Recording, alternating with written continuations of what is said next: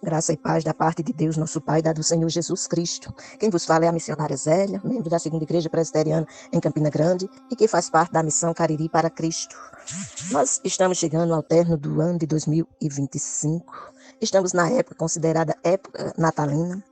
E quando falamos em Natal, nós queremos enfatizar a importância de entendermos o que é o verdadeiro Natal. E quando falamos no verdadeiro Natal, nós estamos a reconhecer a pessoa de Jesus Cristo, o Filho de Deus. De acordo com a Bíblia visual com infográfico, no capítulo 9 do livro do profeta Isaías, você vai ter uma descrição a respeito dele, e essa descrição tem por título O Príncipe da Paz, que se encontra no capítulo 9, nos versos de 1 a 7. Isso na Bíblia visual com infográfico. O mesmo texto, se você tiver a Bíblia de estudo conselheira, o título também é igualzinho, O Príncipe da Paz. Já se você tiver a Bíblia de estudo de Spurgeon, o título vai ser A Vinda do Rei. Na Bíblia de estudo de Genebra, o título vai ser O Nascimento e o Reino do Príncipe da Paz. Já na Bíblia da Escola Dominical, Bíblica da Escola Dominical, o título vai ser O Nascimento e o Reino do Príncipe da Paz. Na Bíblia de estudo NVI, o título vai ser O Nascimento do Príncipe da Paz. Na Bíblia de estudo do expositor, o título vai ser A Promessa da Vinda do Messias. Então, se você contempla, o texto vai ser o mesmo. Em todas as Bíblias, nos versos de 1 a 7, você vai contemplar o mesmo conteúdo. Se você tiver a Bíblia de estudo do expositor, por exemplo, você vai contemplar que foi um texto escrito por Isaías, isto para anunciar ou pré-anunciar a vinda do Messias. Esse texto, nesta Bíblia, você vai contemplar que para cada versículo você tem um breve comentário. O texto nos diz assim: mas a terra que foi angustiada não será entenebrecida. Ele envelheceu nos primeiros tempos a terra de Zebulon e a terra de Naftali, mas nos últimos a enobreceu junto ao caminho do mar, além do Jordão, a Galileia dos gentios. Aí esse versículo tem o seguinte comentário: o caminho do mar refere-se ao mar da Galileia, onde Jesus desempenhou a maior parte do seu ministério. A Galileia dos gentios refere-se ao distrito onde ele fez a maioria dos seus milagres. No verso 2, você tem: o povo que andava em trevas viu uma grande luz, e aos que viviam na região da sombra da morte, resplandeceu-lhes a luz. Comentário: até o fim deste versículo, a profecia tem a ver com o primeiro advento.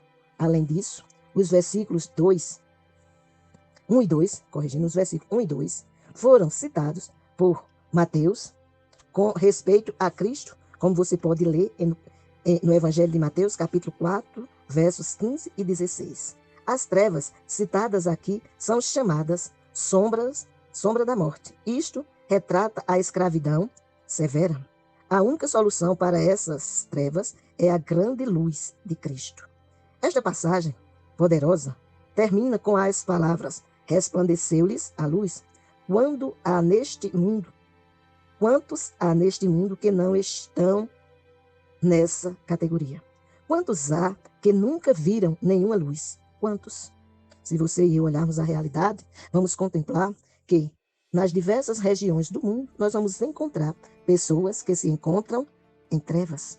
Seguindo o texto, no verso 3 diz: tu multiplicaste a nação, mas não aumentaste a alegria. Alegram-se eles diante de ti, como se alegram na ceifa e como se exultam quando reparte os despojos. Uma explicação para este versículo, de acordo com a Bíblia do expositor, é: o propósito básico deste versículo diz respeito à rejeição futura do Senhor Jesus Cristo por parte de Israel. Eles viram a grande luz, mas não aceitaram a grande luz e, de fato, crucificaram o seu Senhor. Na vinda de Cristo, a nação verdadeiramente foi multiplicada. No entanto, a alegria não aumentou, porque a liderança religiosa de Israel rejeitou a Cristo. Eles poderiam ter tido uma alegria tremenda, porém rejeitaram o doador da alegria e perderam o seu caminho.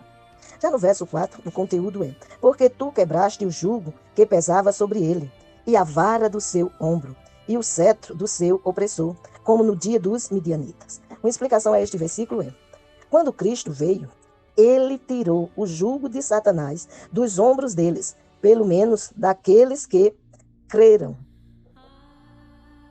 Nesse caso, o jugo é o pecado.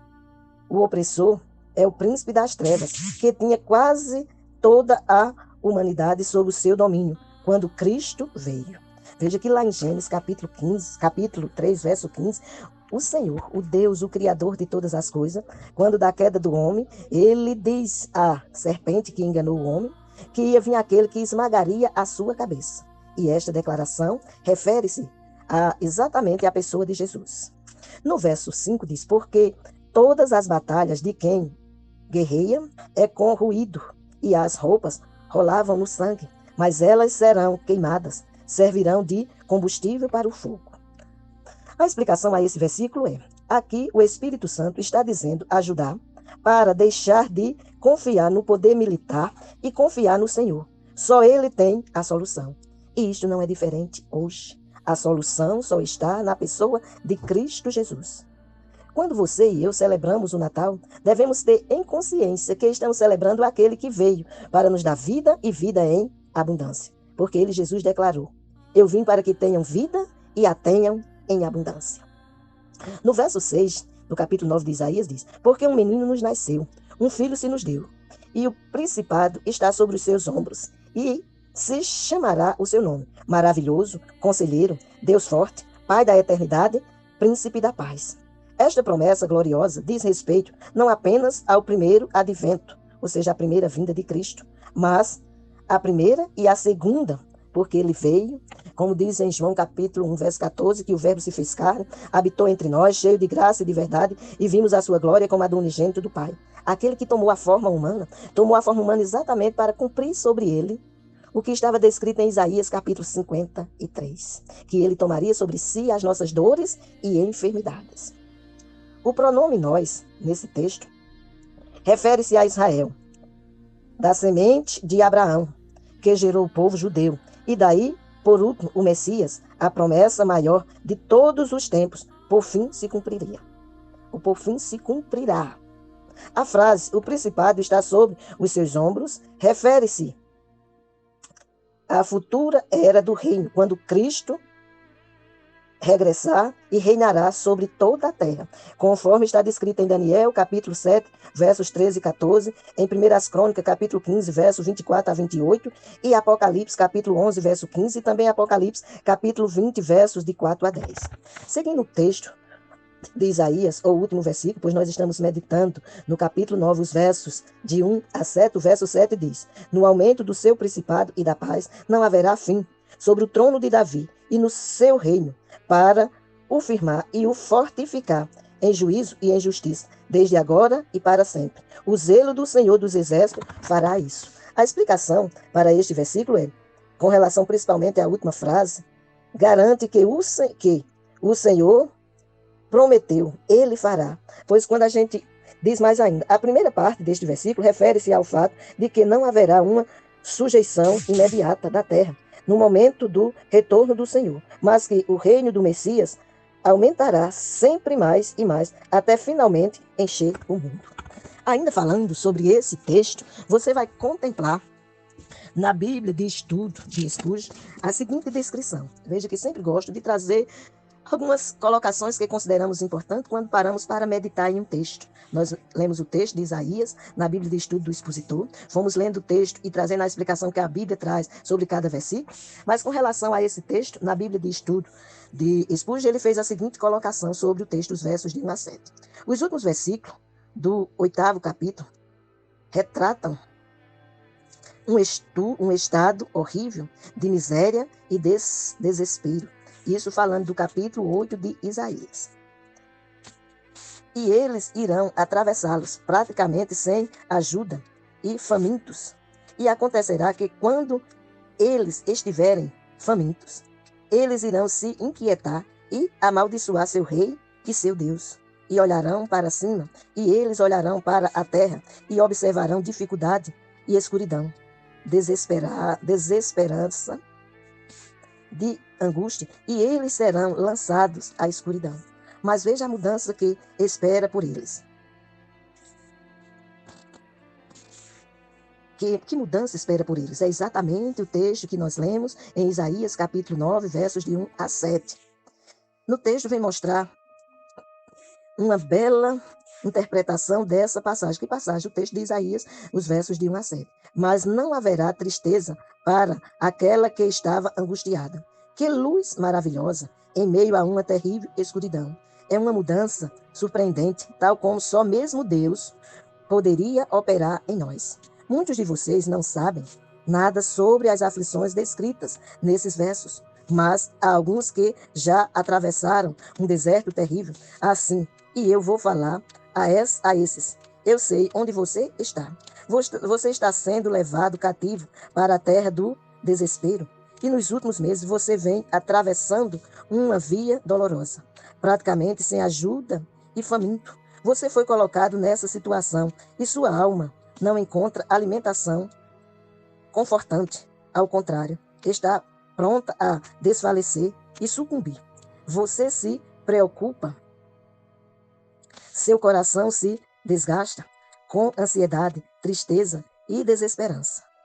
Na amargura de sua alma, você está a ponto de amaldiçoar o dia em que nasceu. Os israelitas cativos amaldiçoaram o seu rei, pois os conduzia à derrota, à escravidão, na fúria de sua agonia. Amaldiçoaram até mesmo a Deus e desejaram morrer. Pode ser que o seu coração esteja tão ferido que você nem saiba mais o que pensa. Talvez esteja se sentindo como um homem no final da vida. Para alguém como você, brilha esta estrela de primeira magnitude. Quem é essa estrela? Jesus.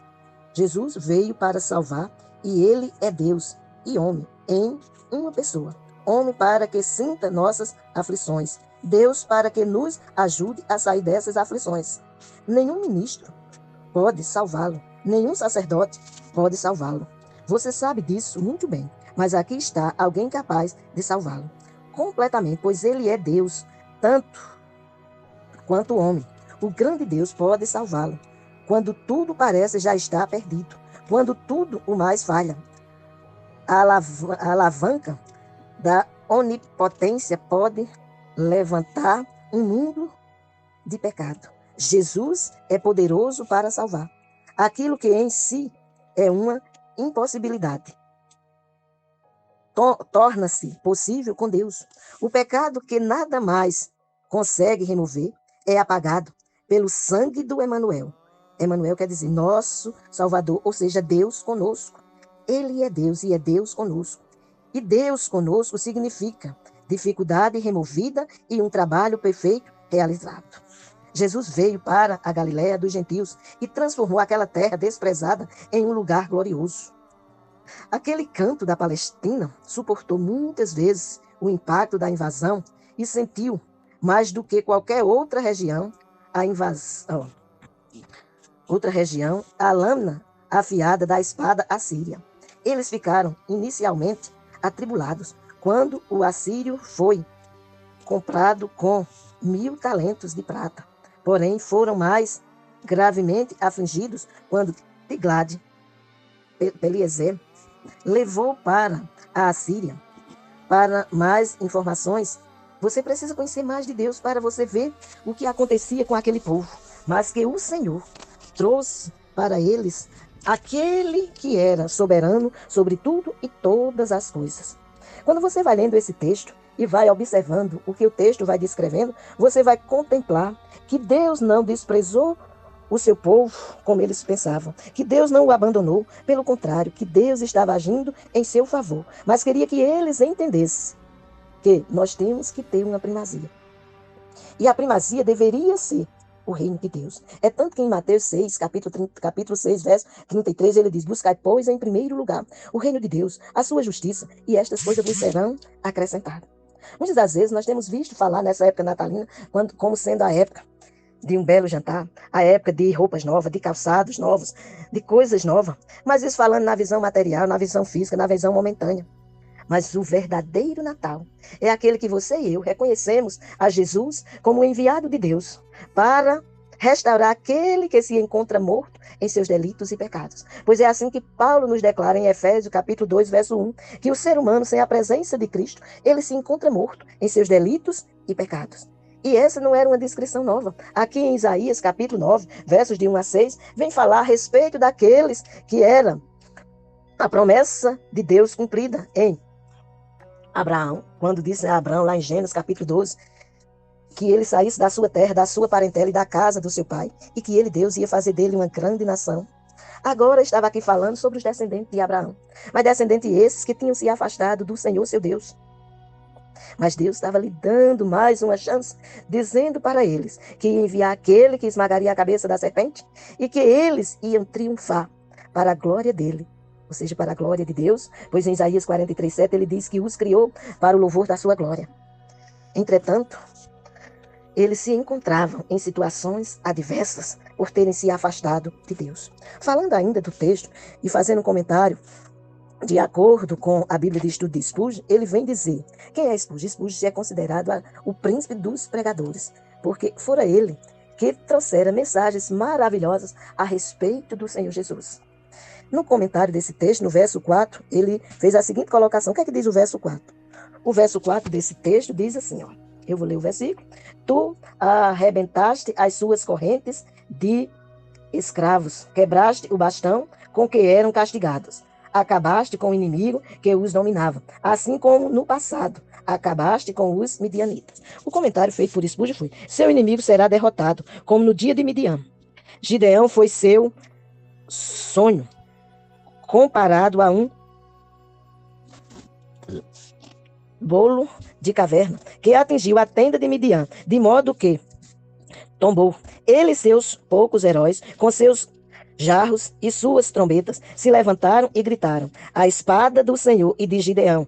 E Midian se derreteu diante deles. Assim acontecerá com nossos pecados, dúvidas e medos, se crermos em Jesus, o Deus encarnado. Como já citei lá, João 1,14.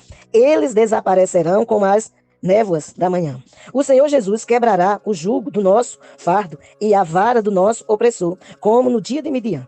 Tenham bom ânimo, vocês que estão aprisionados por ferozes e cruéis adversários. Mas, em nome de Jesus, que é Deus conosco, você irá destruí-los. Falando do verso 5, diz o seguinte: quando Jesus vier, você terá paz eterna, pois a batalha de Cristo é o fim das batalhas. Porque toda a batalha do guerreiro é com barulho confuso e vestes roladas em sangue. Porém, isto será com queimadura e combustível. Isso será com queimadura e combustível de fogo. O príncipe da paz guerrearia contra a guerra e o destrói.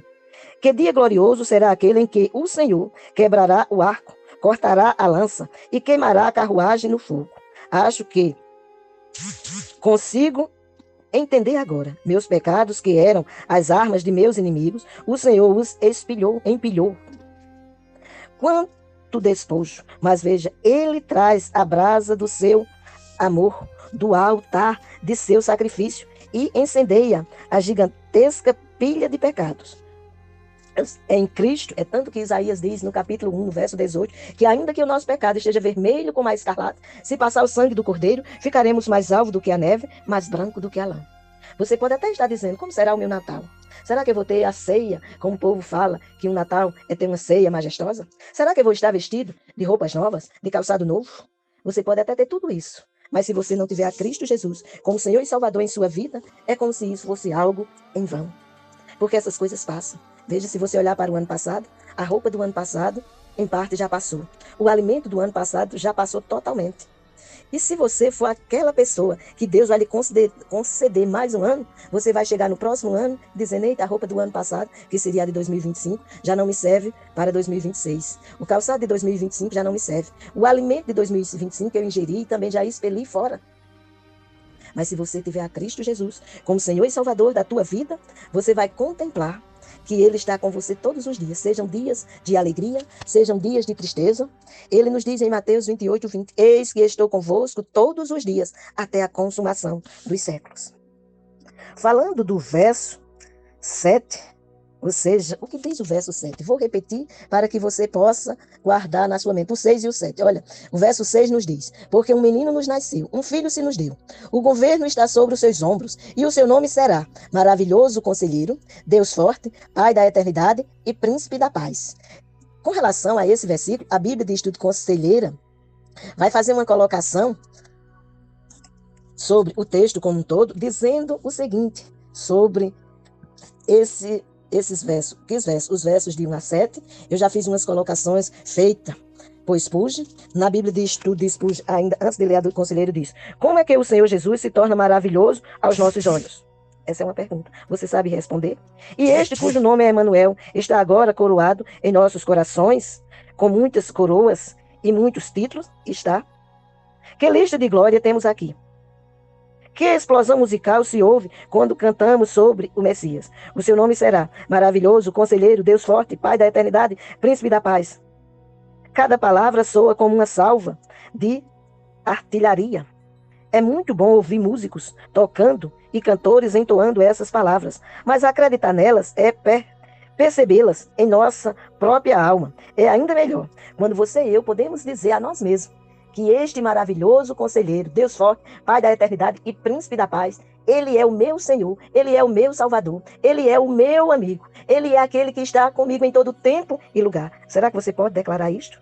Se você pode declarar isso, você verdadeiramente está celebrando o Natal com aquele que era, que é e que há de vir, para buscar aqueles que o reconhecerem como Senhor e Salvador de suas vidas. Na próxima reflexão, nós vamos continuar falando a respeito desse texto, a vinda do rei, ou a vinda do príncipe da paz. Para que você possa verdadeiramente dizer: eu celebrei, ou eu estou celebrando, ou eu vou celebrar um Natal de conformidade com a vontade de Deus. Que Deus te abençoe. Em Cristo Jesus, o Senhor. Amém.